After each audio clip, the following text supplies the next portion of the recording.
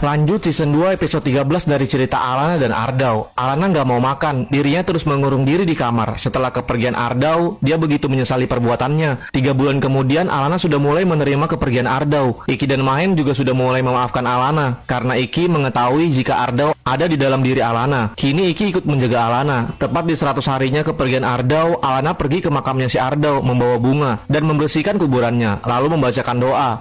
Alana mengeluarkan keluh kesahnya. Dau, maafin gua masih nggak bisa ngelupain lu. Gua salah nggak tahu lu adalah seseorang yang gua sayang selama ini. Alana terus menangis di situ. Nggak terasa hujan deras mengguyurnya. Alana tidak peduli pada hujan deras itu. Dia terus memeluk nisan kuburan Ardau setelah menyesali perbuatannya dan nggak tahu selama ini pengorbanan Ardau. Hujan saat itu makin deras. Alana merasakan badannya lemas dan pusing. Tiba-tiba ada seseorang yang datang ngepayungi Alana. Alana melihat sekilas seorang itu dan tiba-tiba Alana jatuh pingsan. 1 jam kemudian Alana sadar dan ternyata ada Iki bersamanya.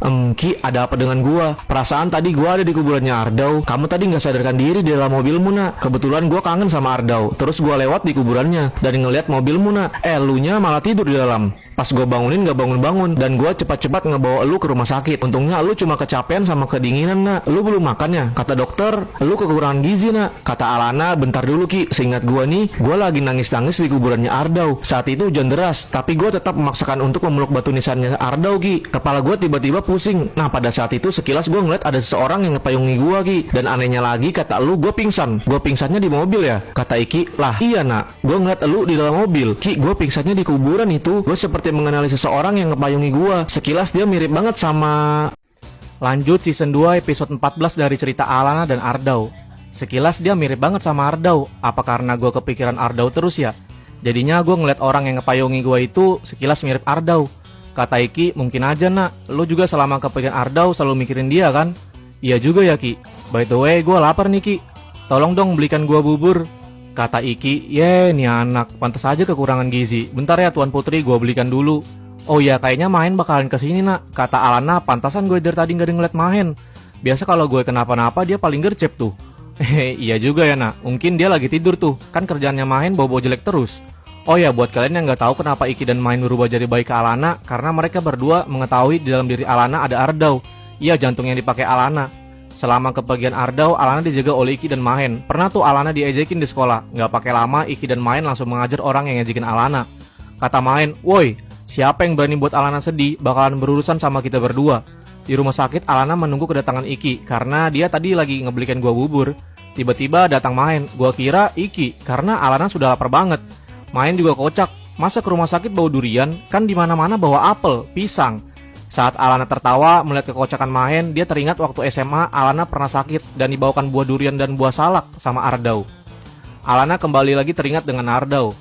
Kata Mahen, nak, woi nak, diam-diam bae lu. Iya Hen, sini duduk, gue lagi nunggu Iki nih belikan gua bubur. Perasaan lama amat, lu kayak nggak tahu aja, nak. Biasa kan Iki kalau yang tukang jualannya cantik pasti digoda-godain tuh. Kata Alana, wah kampret nih Iki. Iya juga ya.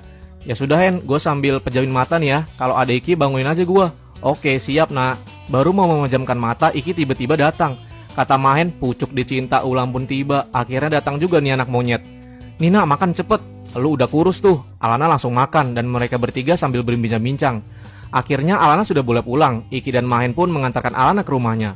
Alana langsung masuk ke rumahnya. Di dalam kamar Alana masih memikirkan, apa iya dia Ardau yang gue lihat tadi di kuburan? Terlihat mirip banget sama Ardau, tapi nggak mungkin, masa orang yang sudah nggak ada bisa kembali lagi? Alana kembali meneteskan air mata setelah melihat bingkai foto bersama Ardau waktu SMA dulu. Gua kangen banget sama kamu, Dau. Bisa nggak kamu kembali? Tidak terasa Alana tertidur setelah menangis pada malam itu. Besoknya Alana kembali bersiap berangkat kuliah. Alana menunggu jemputan Iki dan Mahen. Iki dan Mahen memaksa Alana untuk selalu menempel sama mereka berdua. Nggak tahu karena apa, mungkin aja mereka merasakan jika Alana adalah Ardau. Mereka bertiga sudah sampai di parkiran. Alana melihat seseorang berjaket memakai topi dan masker, seperti mengintai Alana.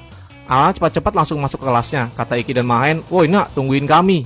Lanjut season 2 episode 15 dari cerita Alana dan Ardau. Alana cepat-cepat langsung masuk ke kelasnya. Di dalam kelas mata kuliah, Alana terus memikirkan siapa orang yang terus mengawasinya itu. Setelah selesai kelas, Iki dan Mahen mengajak Alana untuk makan siang. Kata Iki, ayo nak kita makan pangsit. Kata Alana, ayolah Cuski. Tapi Mahen kemana? Mahen katanya dia nyusul, ada urusan penting dia bilang. Tumben banget dia ada urusan penting. Nggak usah dipikirin nak, ayo gua udah lapar banget nih. Saat mau masuk ke dalam mobil, lagi-lagi Alana melihat orang yang mengintainya. Oh iya, kalian di dalam mobil dia langsung memberi memberitahukan ke Iki, "Ki, dari tadi pagi sepertinya ada yang mengintai gua, Ki." "Hah? Serius lu, Nak? Mana orangnya, Nak?" "Itu tuh, Ki, di samping pohon, pakai topi sama masker." "Lah, iya, Nak. Bentar-bentar. Dari matanya kok dia mirip sama siapa, Ki?" "Ah, enggak, Nak. Mungkin mata gua aja salah lihat. Lagian gak mungkin juga dia orang yang gua maksud. Ayo dah, Ki, gas ke tempat pangsit. Perut gua udah demo nih minta makan." Setibanya di warung pangsit, Alana dan Iki makan. Kata Alana, "Buset lo, Ki, pesan 2 porsi. Yang satu buat main, apa dua-duanya lo yang makan, Ki?" "Ya gue, Lana, yang makan. Gue udah biasa kalau pangsit selalu makan 2 porsi. Dan asal lo tahu, Nak, Ardau kalau sama gue di sini makan pangsit selalu mesen 2 porsi karena enak banget." Iki lahap memakan pangsit itu sambil bercerita tentang Ardau. Karena Iki merasa tidak ada sautan dari Alana, Iki langsung menatap Alana. Mata Alana kini berkaca-kaca sehingga meneteskan air mata. Dalam hati Iki, "Waduh, gue salah ngomong. Kenapa gue harus nyebut Ardau sih? Nak, maaf, sorry, gue lupa, Nak." "Udah nggak apa-apa, Ki, ayo lanjut makan." Kini mereka berdua memakan pangsit dengan tidak nafsu. Saat mereka berdua tidak bergeming, tiba-tiba datanglah Mahen sambil mengejutkan Alana dan Iki. Kata Mahen, "Bah, ayo, ini kenapa makan sambil diam-diaman sih?" Iki menatap Mahen sambil melototkan matanya agar Mahen paham Alana sedang tidak baik-baik aja. Kata Mahen, "Ah iya, gue pesan pangsit dulu deh. Gue juga ikutan lapar nih lihat kalian berdua makan." Setelah selesai makan, Alana mengajak Iki dan Mahen ke kuburannya si Ardau. "Ki, Hen, ayo kita datangi Ardau yuk. Gue tiba-tiba kangen banget sama dia." Iki dan Mahen kompak menjawab, "Gas, Nak, gue juga kangen sama Ardau. Oh iya, sebelum kesana gue mau beli bunga dulu. Ayo temenin gue." Di saat Alana tiba di tempat bunga, Alana masuk ke toko bunga itu. Iki dan Mahen menunggu di dalam mobil. Alana terus memilih bunga yang ingin dibelinya, tapi dia bingung harus beli yang mana. Tiba-tiba ada seseorang berjaket hitam, tinggi, memakai masker dan topi memberikan Alana bunga. Kata orang itu, "Nih bunga, pasti dia senang sama bunga ini." Alana seperti nggak asing sama suara orang itu. Dia mengambil bunga yang diberikan orang itu. Saat Alana mau melihat orang itu, dia tiba-tiba langsung pergi. Alana sekilas melihat mata orang itu. Kata Alana, dia mirip banget sama...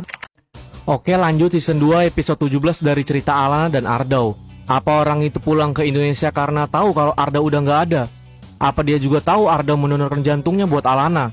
Pantas saja belakangan ini dia mengawasi Alana. Iki langsung bergas ke rumah lamanya si Ardau. Dia yakin bahwa orang itu sedang ada di rumahnya Ardau. Sesampainya Iki di rumah Ardau, terlihat rumah yang dulu begitu terang kini menimbulkan kegelapan. Tiba-tiba, buk! Iki dipukul dari belakang oleh seseorang sehingga pingsan. 1 jam kemudian, Iki sudah bangun dan berada di dalam mobilnya. Pusing banget kepala gua. Kok gua bisa di sini?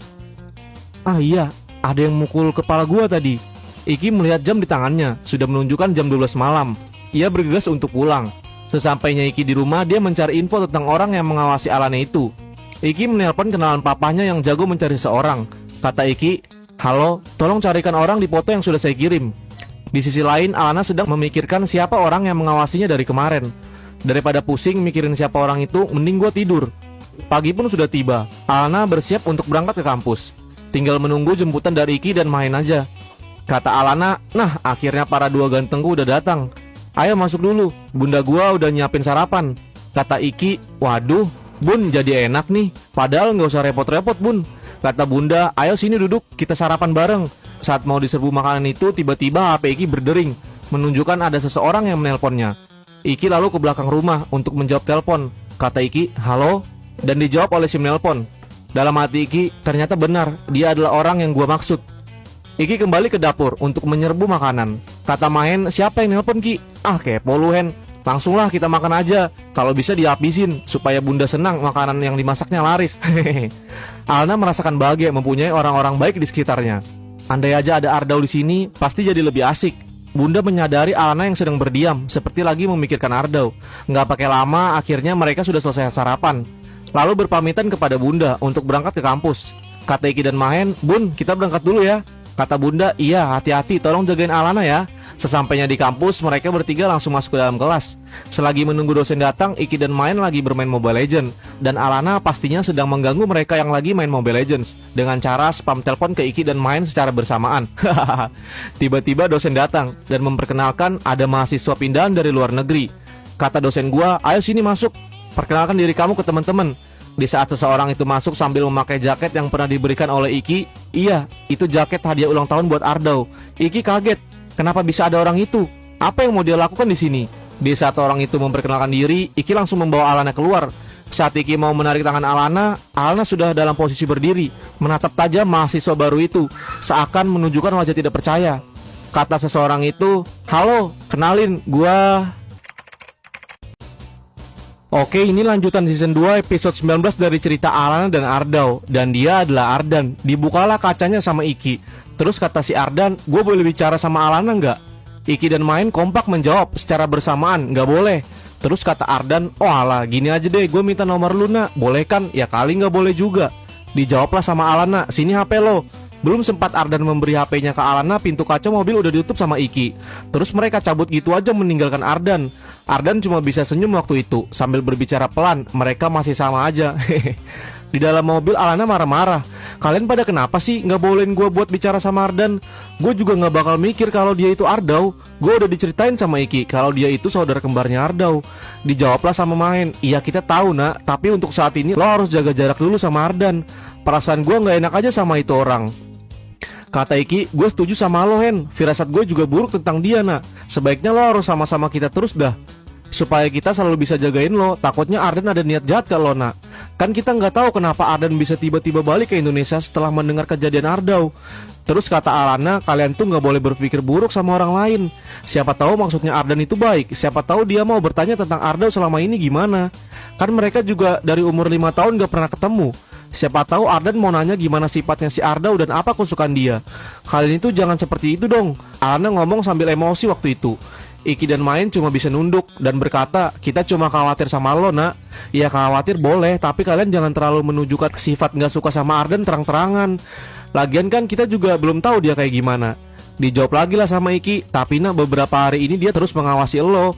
Belum lagi asal lo tahu, waktu gua antar lo dan Main pulang abis dari makam Ardau, gue sempat ke rumah si Ardau. Di sana rumahnya begitu gelap. Setelah gua mau berbalik ke mobil, gue merasa kepala gue dipukul pakai balok. Dan tiba-tiba gue di mobil aja waktu itu. Siapa lagi coba yang berbuat seperti itu kalau bukan Ardan? Kata Alana, kok lu gak cerita Ki? Dan lo tahu dari mana kalau yang mengawasi kita dan mukul lo itu Ardan? Waktu itu juga kalian gak bisa nangkap pelakunya kan? Dijawab lagi sama Iki, ada deh nak, gak bisa gue ceritain. Pokoknya lo harus jaga jarak sama Ardan, jangan sampai kalian dekat. Lo harus sering-sering sama kita berdua nak. Alana tiba-tiba marah dan emosi, lalu keluar dari mobil Iki begitu aja. Main mau mengejar Alana dan ditahan sama Iki. Udah biarin aja Hen, kita ikutin aja dari belakang. Tapi Ki, kalau dia kenapa-napa gimana? Ya kan kita ikutin dari belakang dodol. Oh iya Ki, hehe sorry gitu aja marah. Ya gue lagi emosi nih gara-gara Alana, ditambah lo lagi yang IQ-nya 50 doang. Alana kesal sambil menendang batu-batu di sekitarnya. Dia pulang jalan kaki waktu itu. Agak menyesal juga turun dari mobil Iki. Terlihat Alana udah kecapean waktu itu. Mana rumahnya masih jauh lagi. Tiba-tiba ada motor sport yang lewat. Iya, dia adalah Ardan. Kata Ardan, loh nak, kenapa lo jalan kaki? Perasaan tadi sama Iki sama Mahen. Kata Alana, iya nih, gue lagi berantem aja sama mereka. Bentar-bentar, kalau tahu nama mereka? Ardan waktu itu terlihat mencari alasan. Itu nak, waktu gua nyari lo, gua lihat nemtek baju di Main sama Iki. Oh alah gitu ya. Dari kejauhan Iki dan Main terus mengawasi mereka. Kata Iki, lah itu ada Ardan, ngapain dia sama Alana? Nah lo gara-gara lo sih Ki ngebiarin Alana jalan sendirian. Iya kan, tapi kita ngikutin Alana ini Mahen, jadi tenang aja. Ntar kalau si Ardan ngajak pulang Alana, langsung aja kita cegah. Terus kita tarik dah tangannya Alana supaya masuk ke mobil. Kata Ardan, lu mau gua anterin gak nak? Gua lihat lu agak kecapean tuh. Bukan agak lagi, ini gue capek banget udah. Lihat nih baju gua, basah keringatan. Gak tahu sebau apa lagi nih badan gua. Kata Ardan, ayolah naik. Oh iya, gua nggak ada helm lagi. Lo nggak apa-apa kan nggak pakai helm? Aman, nggak apa-apa, santai aja. Saat Alana mau naik motor Ardan, tiba-tiba kata Iki dan Main, oh ini es krim lo kemana aja? Kan kita suruh tunggu di mobil tadi. Alana kebingungan waktu itu. Apa maksud dari dua bocah ini? Dan es krim? Ada apa dengan es krim? Terus kata Main, udah nah ayo. Iki langsung menarik tangan Alana. Ini es krim lo, makan dah. Tuh kita beliin banyak tadi. Terus kata Ardan, Alana balik bareng gua. Kata Main dan Iki, apa-apaan lo nuntuin gitu aja? Alana kan sahabat kita, ya sama kita lah. Kata Alana, udah jangan ribut-ribut. Iki, Mahen, kan kita tadi lagi berantem. Dan es krim, apa maksudnya es krim? Gue lagi gak mood sama kalian berdua. Jadi gue milih balik sama Ardan aja. Kata Iki, oh oke kalau itu mau lo nak. Malah ngambek. Udah ntar kalian berdua tungguin di rumah gue aja. Bunda lagi masak tuh. Kata Iki dan Main, wah yang bener nak. Oke kalau gitu. Dan lo Ardan, sampai Alana gak balik ke rumah tepat waktu, lu bakalan abis sama kita berdua. Terus kata Ardan, oke siap komandan. Iki, Mahen dan Alana kaget. Ardan mengucapkan siap komandan. Itu adalah kata-kata yang sering Ardau lakukan sambil tersenyum. Ardan heran melihat mereka bertiga bengong. Woi, lu pada kenapa diam gitu aja? Udah nak, ayo naik motor gua. Di perjalanan kata Ardan, nak pegangan yang erat, ntar lo jatuh. Dan tanpa sadar, Ardan tiba-tiba mengerem motornya. Dan terjadilah Alana memeluk erat Ardan. Alana merasakan perasaan ketika dia bersama Ardau. Dan Alana betul-betul tahu waktu dia bersama Ardan, ia teringat kalau Ardan itu adalah Ardau. Mereka benar-benar mirip. Gue merasakan kalau Ardan ini adalah Ardau. Apalagi tadi sikapnya sama seperti Ardau, menyebutkan siap komandan. Dalam hati Alana, gue harus cari tahu siapakah Ardan ini sebenarnya. Oh iya.